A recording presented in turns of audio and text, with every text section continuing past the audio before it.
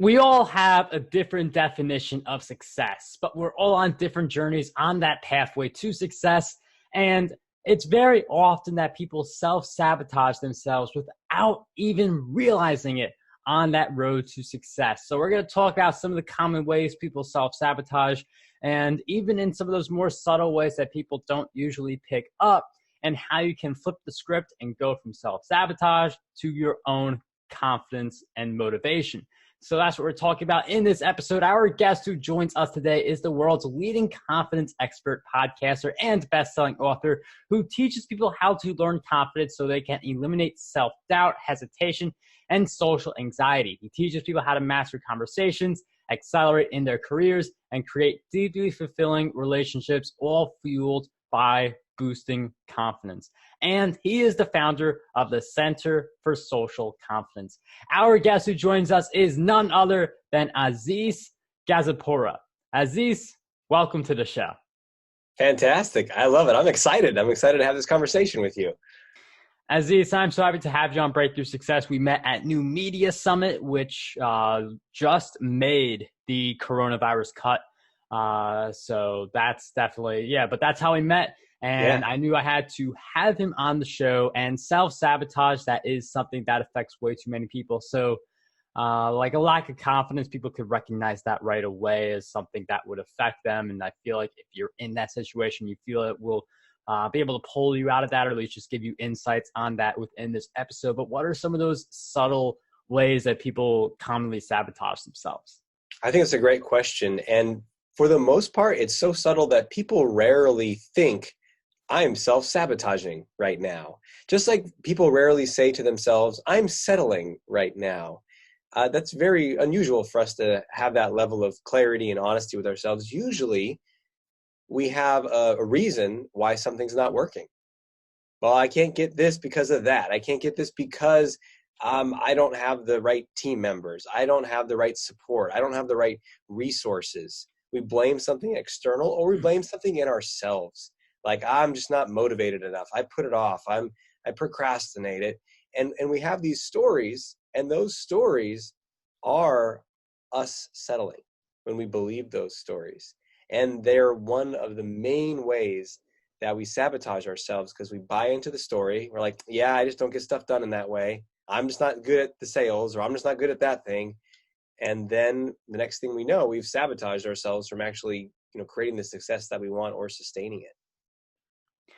And it's interesting how the way Aziz described that is like, the classic excuse, the reason for why I didn't do it. But looking at that reason gives you a deeper idea as to what is really holding you back, especially when you see the same reasons popping up and the same motivations for those reasons popping up as well. And when you do really hit on certain themes that are holding you back, I feel like that's when you can make some progress. And I'm wondering, how do we figure out what those key themes are that are preventing us from moving forward?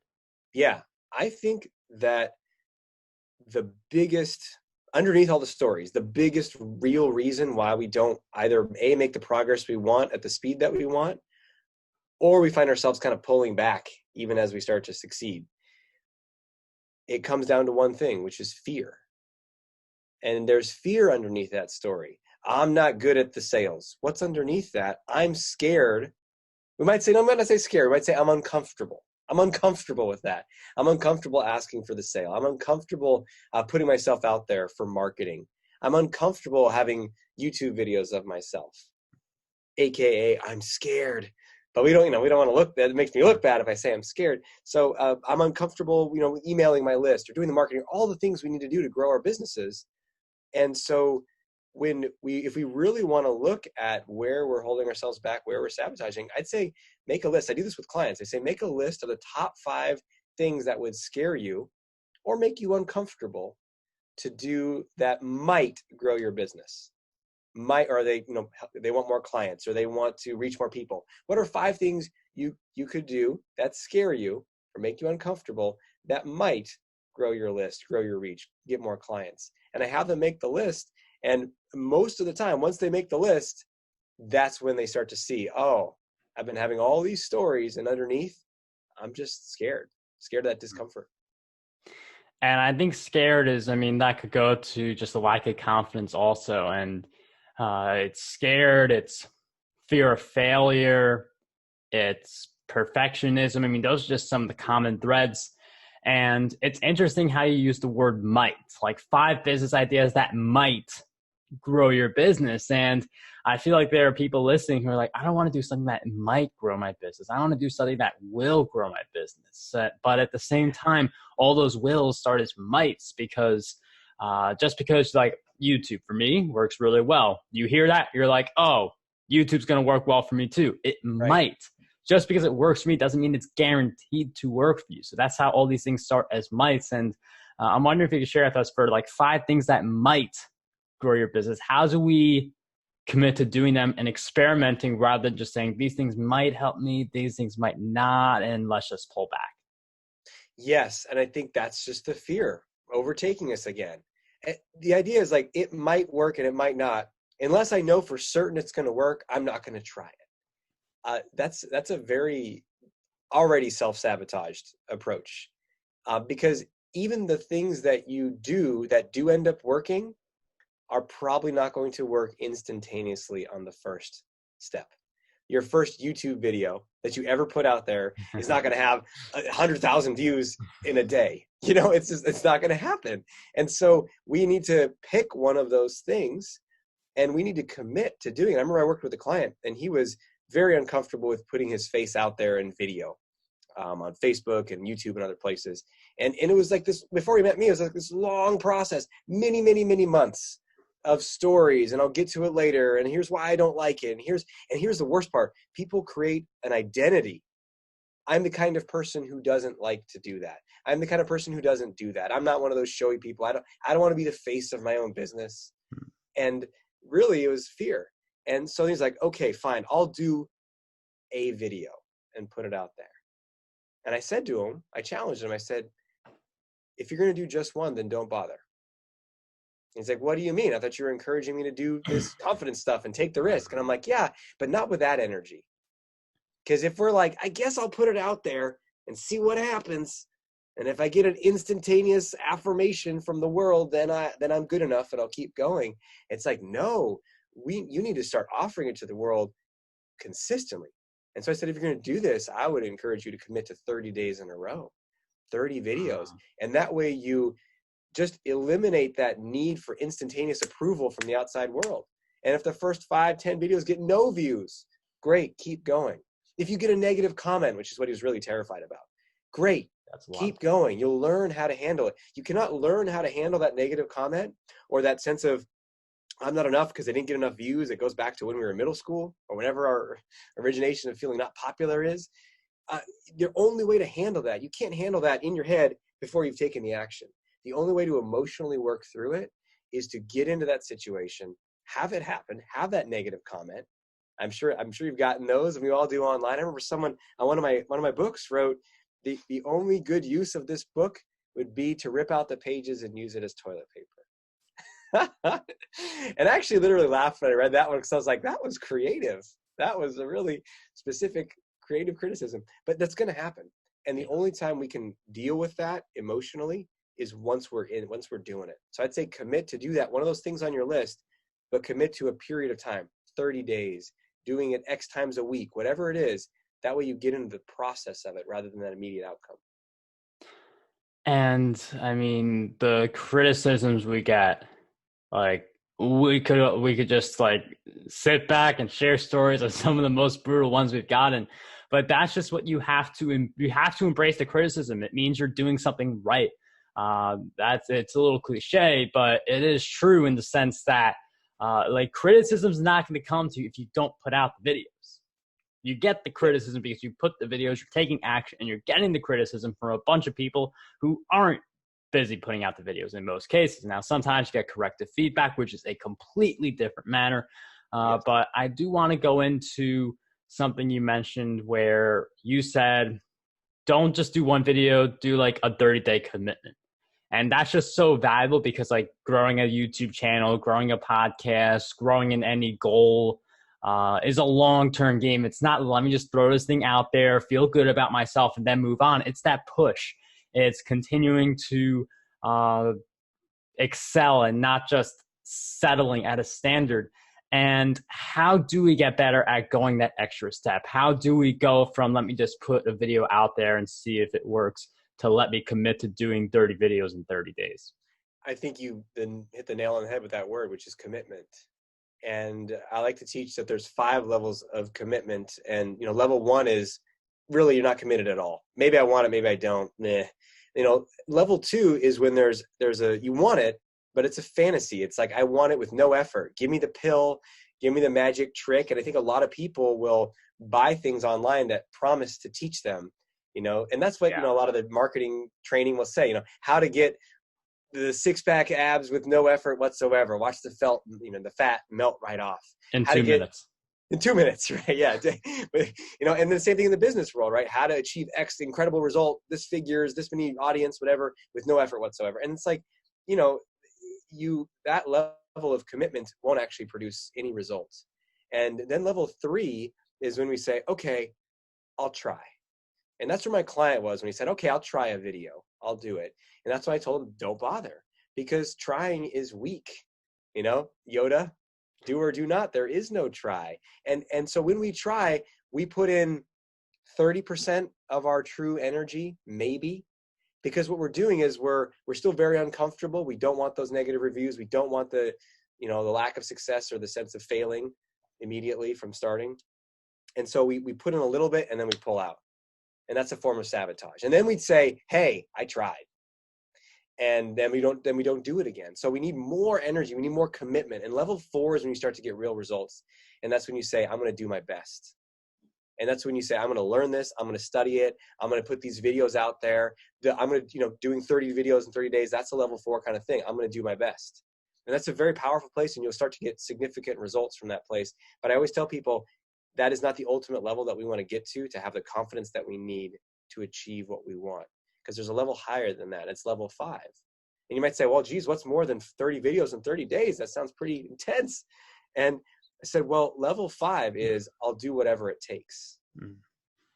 Because it's not about me doing my best. It's not even about me anymore at all. It's about the outcome. It's about the result. And usually the results that matter most, that are going to get the most, that are going to be achieved, are the ones that involve other people. That's like, so it's not like I want to make a bunch of money. It's like, I'm going to sell this thing that's going to help a lot of people and I'll make money, right? It's the other people part that really fuels us. And it's not either or, right? But we really want to have that energy. So level 5 is I'm going to do whatever it takes. Because at level 5, let's say you put out those 30 videos and you're still not getting traction. You're still not getting views. And if you say, hey, I did my best. I did those 30 days, but versus like, I'm going to do whatever it takes. So I did that. Now what else can I do? What else can I do? What else can I do? And we just consistently keep asking until we find our way to the outcome that we want. And if someone's playing at level 5 in an area of their life, then their success is inevitable. It's just a matter of time. Yeah, it's just a matter of time. That is an important last phrase there, because you could be like, whatever it takes for like 2 weeks and you don't see the success. You're like, oh, I did whatever it takes. You got to do it you just got to be patient, but do whatever it takes. And that's just a great mentality to have. You mentioned something interesting. We were joking about, the 6-pack in 2 minutes with no effort whatsoever. And you see this a lot in business, especially if you're getting a lot of ads served to you where, it's build a successful business in a weekend, make 6 figures with no effort, regardless of your experience. And you usually see a Lamborghini. This kind of stuff's like, it's just frustrating to see because it creates this wrong perception of what kind of work you actually have to put in. But I do feel like there are people who will look at that and think that's actually possible, that there's no work, you could learn everything in a weekend. And I bring this up because I feel like there are people who will compare to the wrong crowd of people.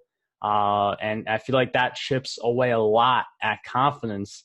So I'm wondering, how do we avoid comparing ourselves to people and just doing our own race instead? That's a great question. So are you saying comparing ourselves to the person who says, hey, I did this really quickly and easily with no effort, I or would just just comparing think yourself to anyone in anyone in general. general. Yeah. Yeah. I mean, comparison is one of the, again, subtle ways that we really turn against ourselves. And we might not know it. I mean, when we're beating ourselves up in our head, like, I'm a loser, I messed that up, and I'm an idiot. I mean, we know, like, wow, this is pretty bad self-talk. Like, this is probably not the best way to deal with this setback. And then we eventually shift that and get back on our own side. But with comparison, it's not so obvious, and it could just be like a malware program that's just running 24/7. Every time you look at something on social media, because you're selectively paying attention to different things. There's an endless amount of stuff you can pay attention to in the world and online, and what emerges from that infinite field of energy there is that person that just like when I was younger and struggled with confidence a lot in dating and relationships, all I would see would be like the charming confident guy, and how he oh, look, there's another guy with and also the guys that looked a certain way. Oh my gosh, they're taller, they're more muscular. See those guys everywhere. That's what came out of the world to me in my vision. So when we do that comparison, it will instantly suck our own energy down, and our own enthusiasm, and worst thing, our own sense of possibility to create what we want in life. And so we want to start taking that kind of comparison very seriously as a form, almost like, let's say, eating something that is really unhealthy for you, just really bad, that makes you sick, it rots your teeth, whatever it is. And like, whoa, I need to lay off of that. I don't think I need it. Like going on a fast or a abstinence from it. And that's what we want to do with comparison. It's like to really start to treat it as utterly unhelpful. Like totally. You might say, well, no, I get inspired by people. It's like, no, that's not comparison. That's inspiration. You get fueled by them. You get motivated by them. You want to model them. Great. Use all that. You'll know the feeling. It's very different when you're like, oh, I want to do what they do. You feel energized. And when you look at someone you compare, just tune into how you feel. If your energy goes, ugh, and you're drained and you're discouraged and you're demoralized, that's the kind of comparison we got to interrupt. And the best way first things first, just noticing that it's toxic can help you stop doing it. As soon as we identify something as toxic, we have a natural impulse to be healthy and not do it. Then the next step would be to label it when it's happening. Say, comparison. I'm falling into the comparison trap again. And then have some little quick ritual that you do that helps you shift out of it. Whether it's like, hey, I don't do that anymore. I'm going to focus on this. Or, hey, I'm going to focus on what I'm going to contribute. Or whatever it is you say, something you say to yourself that helps you get off of that track. Think of it like a track, and you get out of one track and onto another. And the way that any change works is we have to catch when we go down the bad track that's not serving us and shift it. And then next time it happens, catch it and shift it. And if we do that, again, over the course of a relatively short period of time, the comparisons will cease, and you'll have so much more energy to really give your gifts to the world. We have more great content coming up in this episode, but first we have a message from our sponsor. Are you looking for more customers for your business? If so, you should follow Anthony Sarandria's work. He's recognized as one of the top customer generators in the world and runs a team that drives over 1 million customers each year. You can schedule a consultation with Anthony and learn more about his work over at anthonysarandria.com. That link will be in the show notes. Anyways, let's get right back into the episode. Yeah, and it's just a matter of catching ourselves. I mean, it's tempting to just keep comparing ourselves to other people because we want that benchmark. But the only benchmark that really matters is where you are right now and what you're doing to build up your benchmark, not where you are in relation to someone else. So I think, Aziz, that's just a really great piece of advice. And you've shared a lot of great insights on this show. I know you have a show for people who listen to a lot of podcasts and they're looking to expand their horizons beyond breakthrough success, which, just keep coming back and keep visiting other people's shows. But all joking aside, where do we go to continue following your work and journey? Yeah, well, the podcast that I have is called Shrink for the Shy Guy, and it's about helping activate our boldness and confidence in every area of life. And then I also have a YouTube channel called Get More Confidence. And again, it's focused on the same thing. Numerous books on Amazon.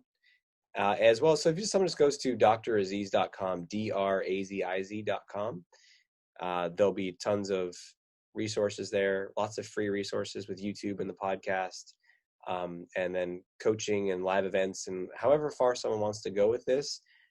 This is my purpose and my mission, and I get fascinated with this. And there's one thing I'd love to circle back to real quick, which is that comparison thing.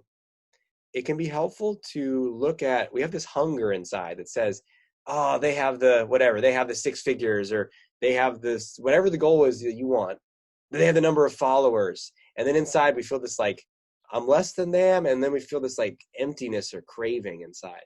And we have the story, the illusion that when I get to X number of views or followers, when I earn X amount of money, when I have whatever it is, then I'm not going to feel this hollow feeling inside. I'm going to finally feel abundant and enough and worthy. And that is a story, and it's false. And there are so many, I mean, you can ask, so many people that when they got the thing, did it really resolve their insecurities and their problems? Yep. And it's like, no, because that confidence is an inside job. And yes, having more money or having a relationship, it can improve your life, but it's not going to change the way you treat yourself, the way you think about yourself, the way you feel about yourself. That's an inside job. And the beautiful thing is you could shift it right now. It's possible for you to feel confident, at peace, fulfilled in who you are right now, and be hungry. Be hungry to go create something, not because you're needing to prove something or be enough, but because you feel called to do it.